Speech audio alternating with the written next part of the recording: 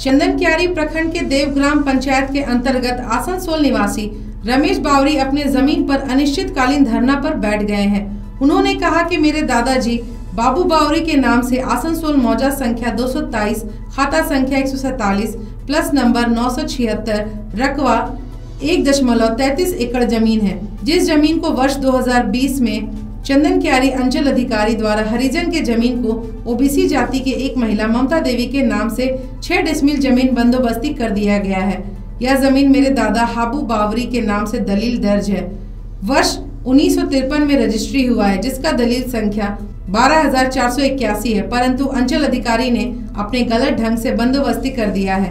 अपने न्याय को लेकर अंचल अधिकारी समेत आला अधिकारियों को गुहार लगा चुके हैं, पर अभी तक न्याय नहीं मिलने पर बाध्य होकर अनिश्चितकालीन धरना पर बैठे हैं। जब तक न्याय नहीं मिल जाता धरना जारी रहेगा। अनिश्चितकालीन धरना की सूचना स्थानीय विधायक, चास अनुमंडल पदाधिकारी, अंचल अधिकारी चंदन क्यारी शियालजोरी थाना में सूचना दे चुके हैं। चंदन क्यारी से संजय मेहता की रिपोर्ट। क्या नाम है आपका? रमेश चंद्र बावरी। धरना में जो बैठे हैं, क्या आपकी मांग है? मांग यही है कि मेरा जमीन 1953 में खरीदा मेरा दादाजी ने। हम लोग को दखल कब्जा में है। हम लोग को नोटिस भी किया, उसमें हम लोग डीड भी प्रस्तुत किए हैं, सीओ साहब को दिए हुए थे, लेकिन उसमें हमारे उसके बाद जबरदस्ती 24 तारीख को पुलिस बल द्वारा जबरदस्ती माफी करवाया गया। उसके बाद मैंने डीसी को लिख के दिए, डीसी को दिए, एसपी को दिए, उसका आवेदन दे चुका हूँ, सीओ को भी दिए, थाना प्रभारी को दिए, तो उसके बाद सीओ साहब को दिया, लेकिन उसमें कुछ कानून कार्रवाई नहीं की है। तो जमीन आपका नाम से जमीन था, आपका पूर्वज के नाम से, तो उनका नाम से जमीन कैसे हो गया? तो वही सवाल तो मैं सीओ साहब से किया था, लेकिन उसका जवाब मेरे को नहीं दिया।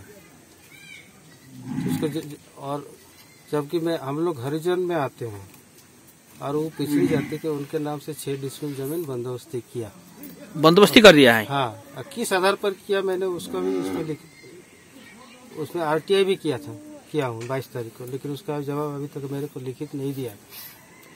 तो उसके बाद जब कुछ कानून कार्रवाई नहीं हुआ तो बाध्य होकर मैंने एसडीओ साहब को, सीओ साहब को लिखित दिया धरना का। मैं अनिश्चितकालीन धरना में बैठ रहा हूँ। जब तक इसका फैसला निदान नहीं होता तब तो मैं जरूरत पड़ेगा तो मैं अनिश्चितकालीन हड़ताल की भूख हड़ताल में बैठ सकता हूँ।